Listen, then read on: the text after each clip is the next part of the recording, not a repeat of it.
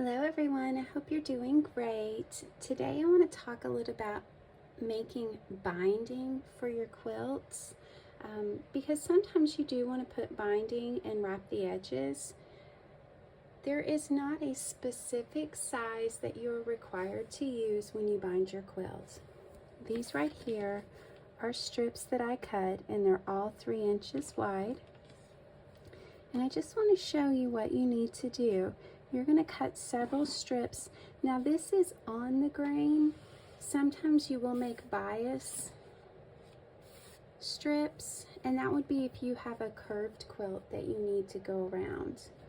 So what you'll want to do is you'll want to lay this out so that the 2 pieces actually cross each other at a 90-degree angle. See that? And then what I like to do is to go ahead and put a pin in it. And then I'm going to take, of course, my water-soluble marker, and any ruler is fine. You're going to want to make this stitching line. And then once you have sewn along that stitching line, you're going to open it up. So I'm going to pretend like I've sewn it. You're going to open that up and it's going to line up perfectly. So then you have a continuation. The reason that I attach it on the diagonal is because when you are going to fold these around the edge of the quilt, it kind of distributes all of that bulk. So let me go ahead and sew this and show you the next step. Now you can see I've actually sewn that. I'll take out my pins. Then I'm going to lay it down on my cutting board. You're going to want to trim it to that 1/4 inch seam allowance.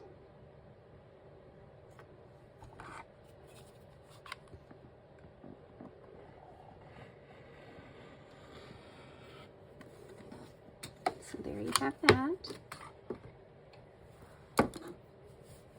And then when you open it up, you can see it is continuous. Now what I will do, my next step, is I'm going to actually press this open with my iron. And then I end up with this super long strip.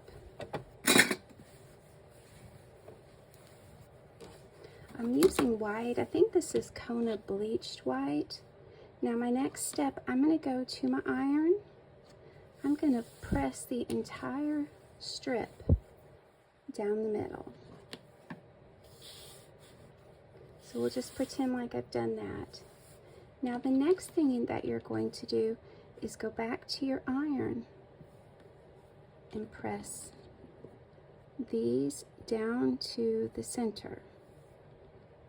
And you'll want it as even as possible. And that is your binding.